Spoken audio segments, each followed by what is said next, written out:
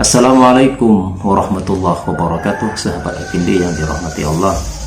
Mari kita bersama-sama menyimak pembacaan kitab dari Ustadz Wahabi yang katanya jebolan luar negeri terkait dengan pembahasan arkanul qiyas. Ya, jadi dalam qiyas itu ada 4 hukum.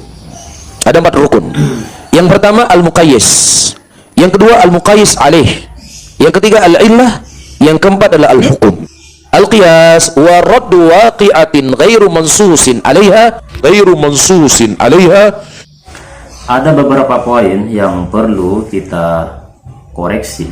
Kesalahan pertama dalam ibarat ta'rif dari qiyas.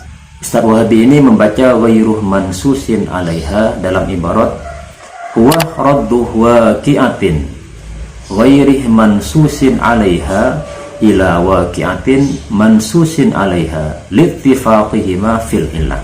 Nah, harusnya dalam lafaz ghairi mansusin ini dibaca ghairi mansusin, tapi oleh Ustadz Wahabi tersebut dibaca ghairu mansusin. Kenapa harus dibaca ghairi mansusin? Karena ghairi mansusin 'alaiha di sini merupakan na'at atau sifat dari waqi'atin, bukan sifat dari raddu. Sedangkan waqi'atin sendiri kedudukannya sebagai mudhaf ilaih dan mahalnya adalah jar, sehingga naatnya atau sifat yang mengikuti terhadap waqi'atin yang bermahal jar tersebut harus juga dibaca jar. Jadi dibaca ghairi mansusin 'alaiha, bukan dibaca ghairu mansusin 'alaiha.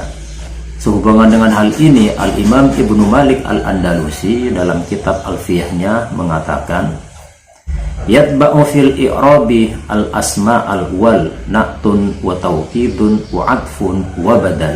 Jadi kalau matbu'nya atau man'utnya atau mausufnya dalam lafaz waqi'atin itu dibaca jar, maka tabi'nya atau sifatnya atau na'atnya juga dibaca jar.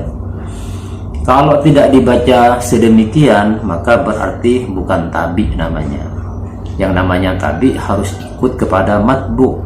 Jadi yang dimaksud dengan qiyas atau ta'rif qiyas menurut ulama usul adalah radduh waqi'atin, mengembalikan sebuah peristiwa atau persoalan ghairi mansusin 'alaiha yang tidak ada nasnya.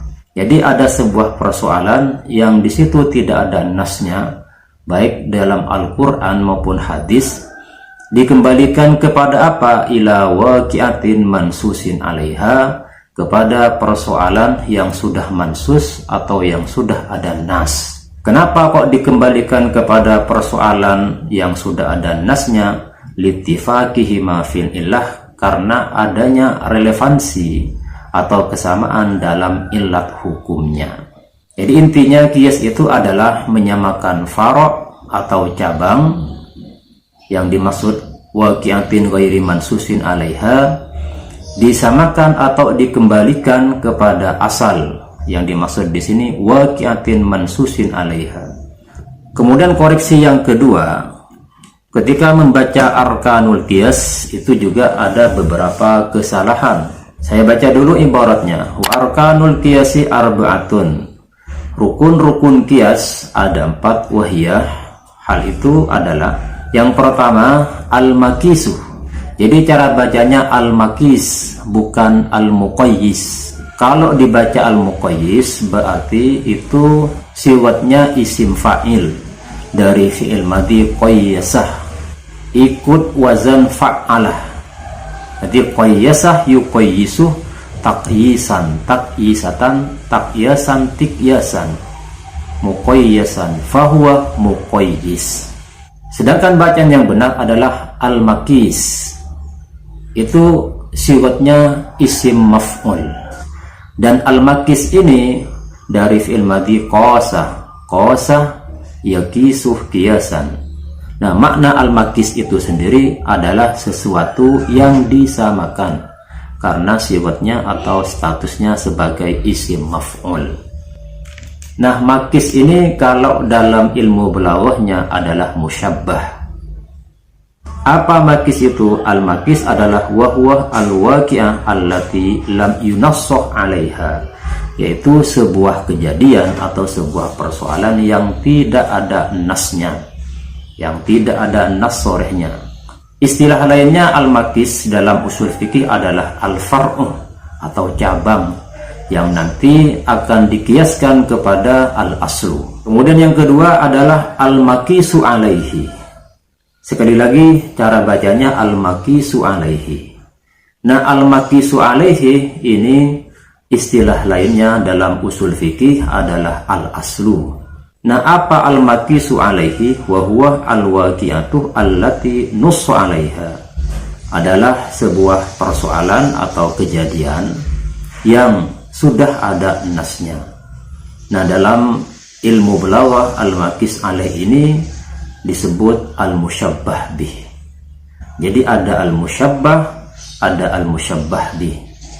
Dalam teori ilmu usul fikih, al-makis ada al-makis alaih atau al-far'u dan al-aslu. Jadi sekali lagi cara bacanya al-makis bukan al-muqayyis, dan al-makisu alaihi bukan al-muqayyis alaih.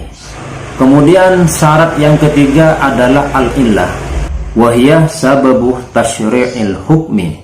Nah, ilat itu sendiri istilah lainnya dalam teori ilmu usul fikih adalah al-jami, adalah sesuatu yang mengakomodir, sehingga karena ada kesamaan ilat tersebut, faro' atau makis ini bisa disamakan dengan makis alaih, dengan hukum asal, sehingga nantinya turunan hukumnya itu akan sama. Nah, ilat ini dalam istilah ilmu balaghah disebut dengan wajah syabah. Jadi sekali lagi, dalam teori ilmu usul fikih, al-makis itu adalah al-far'u, kemudian al-makis alaih adalah al-aslu, sedangkan ilat adalah al-jami.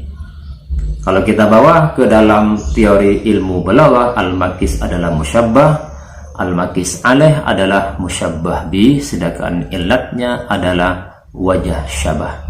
Nah, itu mungkin satu koreksi ya terhadap Ustadz Wahabi yang terkadang saya juga merasa jengkel sebab mereka sering menyalahkan para ulama.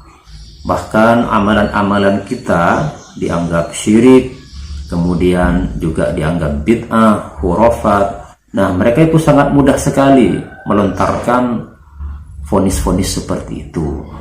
Al-Imam Al-Busiri, pengarang kitab Al-Burdah, itu juga mendapat kritikan dari mereka, bahkan dituduh salah satu bait dalam Burdah itu mengandung kesyirikan.